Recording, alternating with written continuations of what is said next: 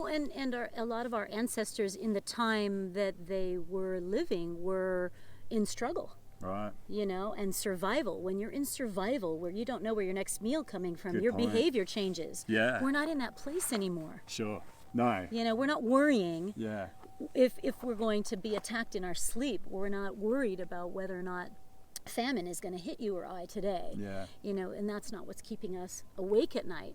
And whether or not the warring village, you know, the neighboring village is going to kill, you know, is going to attack us, or, you know, are we going to get through the winter? Sure. And so we're also looking at the history of the bloodline that whose main focus was survival. Yep. And that's the lowest, you know, that's the root chakra around stability. Do we have what it takes to survive? Yeah. Well, now as we evolve and we get stable in some of those places where it's like, I don't need to worry where my next meal is and, you know, all of that, then that opens up energy, creativity, and the mind to be thinking about, well, what can I dream into reality? Right. You know, and so giving some credit to those, you know, we're here with this level of freedom because, and are able here to speak about this because our bloodline, our grandparents and all on up the bloodline made some really hard decisions so that we could survive. Yeah.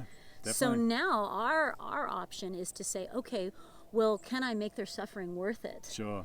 You know, and now that I have the freedom and the safety that my bloodline maybe didn't have, what am I going to do with that freedom? Because now you can vote, you know, everybody can vote. Yeah. You know, now women and men can marry or not marry. Yeah. You know, you can have this religion or that religion. Yep. You know, you can start a business or not. You can go to get yourself educated. You know, there's courses online. So many options. There's so many options, and there's freedom that our ancestors fought for. Yeah.